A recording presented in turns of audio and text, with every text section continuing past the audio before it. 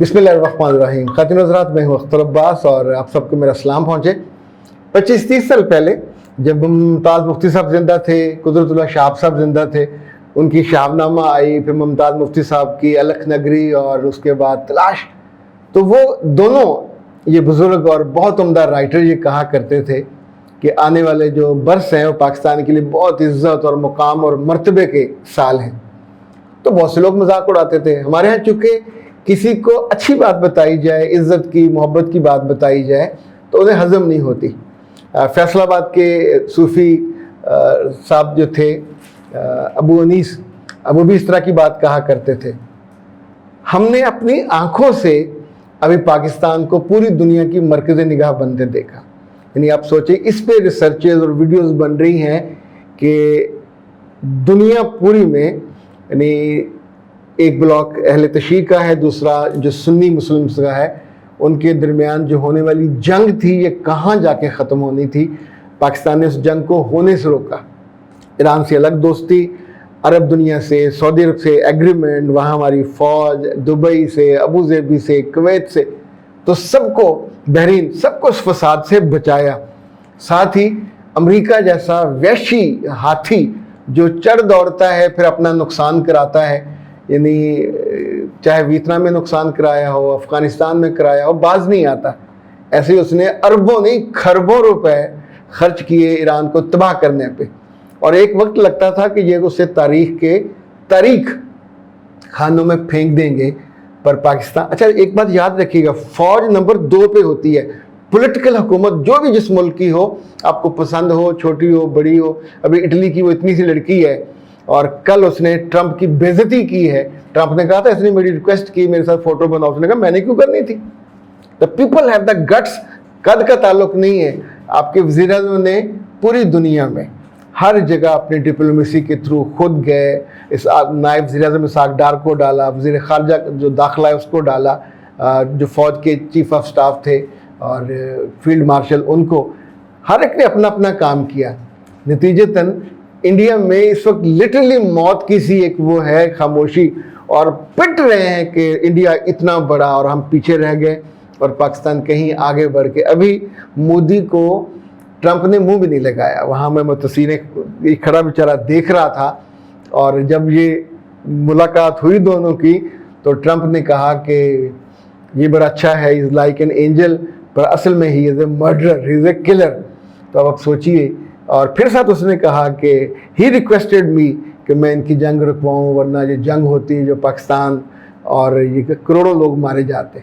तो इस पूरी सिनेरियो में जो सबसे ज़्यादा इज़्ज़त है वो पाकिस्तान को मिली। सालिस बना, वक़ार मिला इस्लामाबाद में, फिर जिनीवा में, अभी स्विट्ज़रलैंड में। लेकिन इसके बाद जो अगला मंजर है, हम खुश होने की बजाय पाकिस्तान में कई ऐसे बदबख्त हैं, कोई फील्ड मार्शल को टांटे मार रहा है, कोई इसको शहबाज शरीफ को मार रहा है। कुछ अहमक ऐसे हैं जो रोज़ तारीखें देते हैं कि ये कल गया, परसों गया। अच्छा, आपको क्या तकलीफ है? हुकूमत 5 साल की होती, वो चल रही है, चलने दें।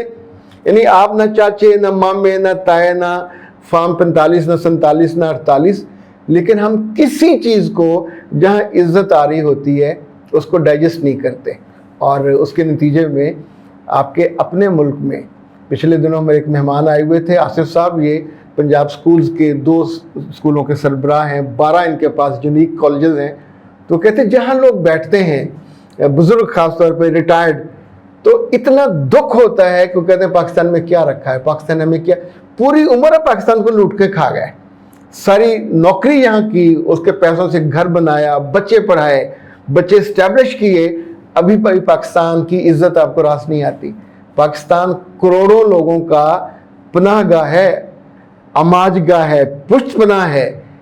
बाप का नाम नहीं बदल सकता, तालीमी इदारे का नाम नहीं बदल सकता, मुल्क का नाम नस्लों नहीं बदल सकता। आप किसी जगह भी चले जाओ तो आप पाकिस्तानी निजात रहोगे।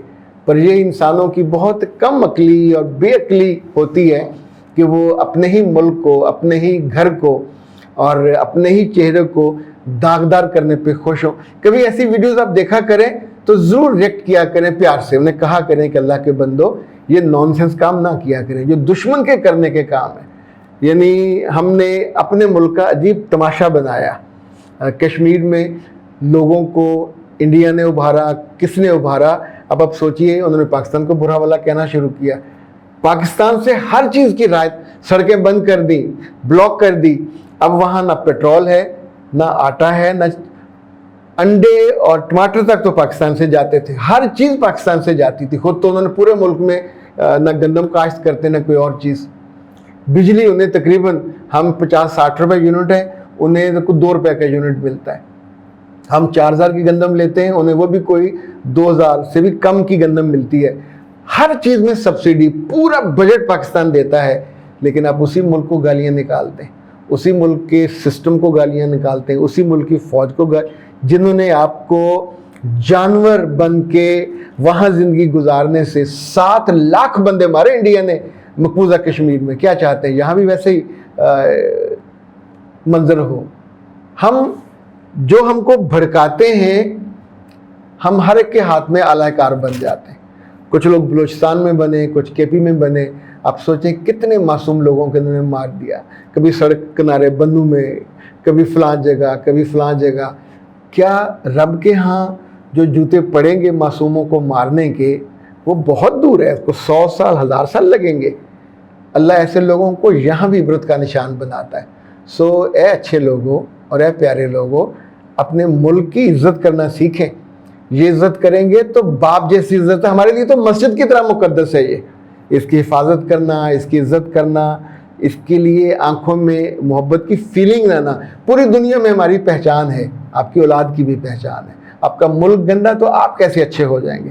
آپ کا ملک آپ اسے بدترین ناموں سے پکارو گے، جیسے بادشاہ برا ہو تو ملکہ کیسے اچھی ہوگی، اس کی اولاد کیسے اچھی ہوگی؟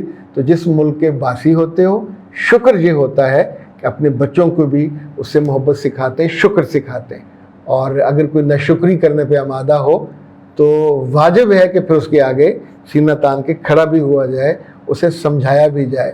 اپنے ماں اور باپ کو ذبح کرنا، گردنیں کاٹنا یا ان کی ٹانگیں کاٹ کے لوگوں کے کہنے پہ بیوقوف بننے کی کوئی لمٹ نہیں ہوتی، اور اس لمٹ کو کراس کرنے والے ہم نے دیکھے ہیں، عبرت کا نشان بنتے بھی دیکھے۔ اجازت دیجیے، السلام علیکم۔